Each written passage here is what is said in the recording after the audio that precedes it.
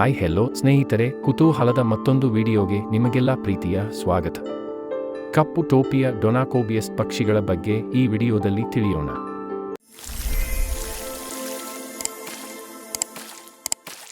ಸ್ನೇಹಿತರೆ, ಕಪ್ಪು ಟೋಪಿಯ ಡೊನಾಕೋಬಿಯಸ್ ಪಕ್ಷಿಗಳು ದಕ್ಷಿಣ ಅಮೆರಿಕಾದ ಒಂದು ಗಾಯನಶೀಲ ಪಕ್ಷಿಯಾಗಿವೆ. ಇವು ದಕ್ಷಿಣ ಅಮೆರಿಕಾದ ಉತ್ತರಾರ್ಧದಾದ್ಯಂತ ವಿಸ್ತರಿಸಿಕೊಂಡಿವೆ. ಗೆಳೆಯರೇ, 1760ರಲ್ಲಿ ಫ್ರೆಂಚ್ ಪ್ರಾಣಿಶಾಸ್ತ್ರಜ್ಞ ಮ್ಯಾಥುರಿನ್ ಜಾಕ್ವೆಸ್ ಬ್ರಿಸ್ಸನ್ ಅವರು ತಮ್ಮ ಆರ್ನಿಥಾಲಜಿಯಲ್ಲಿ ಕಪ್ಪು ಟೋಪಿಯ ಡೊನಾಕೋಬಿಯಸ್ನ ವಿವರಣೆಯನ್ನು ದಕ್ಷಿಣ ಆಫ್ರಿಕಾದ ಕೇಪ್ ಆಫ್ ಗುಡ್ ಹೋಪ್ನಿಂದ ಸಂಗ್ರಹಿಸಲಾಗಿದೆ ಎಂದು ತಪ್ಪಾಗಿ ನಂಬಿದ ಮಾದರಿಯ ಆಧಾರದ ಮೇಲೆ ಸೇರಿಸಿದರು.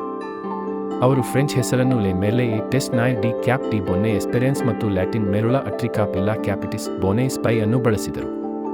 ಬ್ರಿಸ್ಸನ್ ಲ್ಯಾಟಿನ್ ಹೆಸರುಗಳನ್ನು ಸೃಷ್ಟಿಸಿದರು. ಇವು ದ್ವೀಪದ ವ್ಯವಸ್ಥೆಗೆ ಅನುಗುಣವಾಗಿಲ್ಲ ಮತ್ತು ಅಂತಾರಾಷ್ಟ್ರೀಯ ಪ್ರಾಣಿಶಾಸ್ತ್ರದ ನಾಮಕರಣ ಆಯೋಗದಿಂದ ಗುರುತಿಸಲ್ಪಟ್ಟಿಲ್ಲ.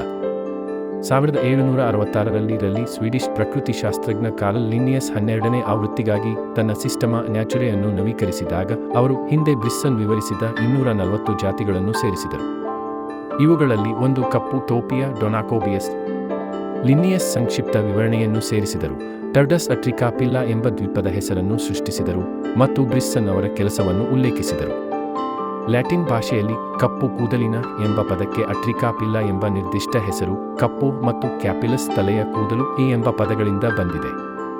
ಈ ಜಾತಿಯನ್ನು ಈಗ 1831ರಲ್ಲಿ ಇಂಗ್ಲಿಷ್ ಪ್ರಕೃತಿಶಾಸ್ತ್ರಜ್ಞ ವಿಲಿಯಂ ಸ್ವೈನ್ಸನ್ ಪರಿಚಯಿಸಿದ ಡೊನಾಕೋಬಿಯಸ್ ಕುಲದಲ್ಲಿ ಇರಿಸಲಾಗಿದೆ.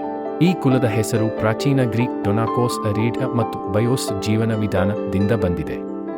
ಸ್ನೇಹಿತರೆ, ಕಪ್ಪು ಟೋಪಿಯ ಡೊನಾಕೋಬಿಯಸ್ ಕುಲದ ಏಕೈಕ ಸದಸ್ಯ, ಆದರೆ ಅದರ ಕೌಟುಂಬಿಕ ನಿಯೋಜನೆಯು ಹಲವಾರು ಬದಲಾವಣೆಗಳನ್ನು ಕಂಡಿದೆ. 19ನೇ ಶತಮಾನದಲ್ಲಿ ಇದನ್ನು ಟರ್ಡಿಡೆಯಲ್ಲಿ ಇರಿಸಲಾಯಿತು ಮತ್ತು 20ನೇ ಶತಮಾನದಲ್ಲಿ ಮಿಮಿಡೆಗೆ ಸ್ಥಳಾಂತರಗೊಂಡಿತು.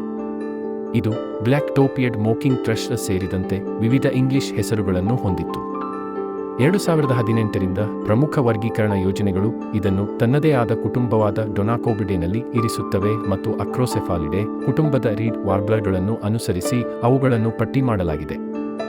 ಗೆಳೆಯರೇ, ಕಪ್ಪು ಟೋಪಿಯ ಡೊನಾಕೋಬಿಯಸ್ಗಳು ಹೆಚ್ಚಾಗಿ ಪ್ರತಿಧ್ವನಿ ಜೋಡಿಯಾಗಿ ಹಾಡುತ್ತವೆ ಹಾಗೂ ಆಕ್ಸ್ಬೋ ಸರೋವರಗಳು, ನದಿ ತೀರದ ವಲಯಗಳು ಮತ್ತು ಎತ್ತರದ ದಟ್ಟವಾದ ಜಲಚರ ಅಥವಾ ಅರೆ ಜಲವಾಸಿ ಸಸ್ಯವರ್ಗವನ್ನು ಹೊಂದಿರುವ ಇತರ ಪ್ರದೇಶಗಳನ್ನು ಒಳಗೊಂಡಂತೆ ವ್ಯಾಪಕ ಶ್ರೇಣಿಯ ಅಮೆಜಾನ್ನ ಜೌಗು ಪ್ರದೇಶಗಳಲ್ಲಿ ಸಾಮಾನ್ಯವಾಗಿ ಕಂಡುಬರುತ್ತವೆ. ಸ್ನೇಹಿತರೆ, ಜೀವನ ಪರ್ಯಂತ ಸಂಯೋಗ ಮಾಡುವ ಕಪ್ಪು ಟೋಪಿಯ ಡೊನಾಕೋಬಿಯಸ್ಗಳ ಜೋಡಿಗಳು ವಿಶಿಷ್ಟವಾದ ಸಹಕಾರಿ ಸಂತಾನೋತ್ಪತ್ತಿ ವ್ಯವಸ್ಥೆ ಮತ್ತು ವಿಶಿಷ್ಟ ಸಂತಾನೋತ್ಪತ್ತಿ ತಂತ್ರವನ್ನು ಪ್ರದರ್ಶಿಸುತ್ತದೆ. ಈ ಜೋಡಿಗಳು ಹೆಚ್ಚಾಗಿ ಸಹಾಯಕರೊಂದಿಗೆ ಮಳೆಗಾಲದ ತಿಂಗಳುಗಳಲ್ಲಿ ಗೂಡು ಕಟ್ಟುತ್ತವೆ. ಸಾಮಾನ್ಯವಾಗಿ ಕೆಂಪು ಮತ್ತು ನೇರಳೆ ಬಣ್ಣದ ಚುಕ್ಕೆಗಳಿರುವ 2ರಿಂದ 3 ನೇರಳೆ ಬಿಳಿ ಮೊಟ್ಟೆಗಳನ್ನು ಇಡುತ್ತವೆ.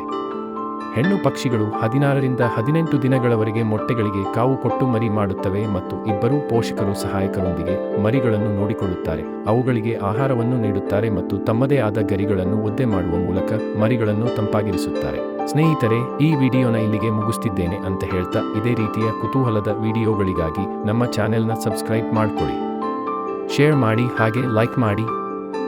ಮುಂದಿನ ವಿಡಿಯೋದಲ್ಲಿ ಮತ್ತೆ ಸಿಗೋಣ. ಶುಭ ದಿನ.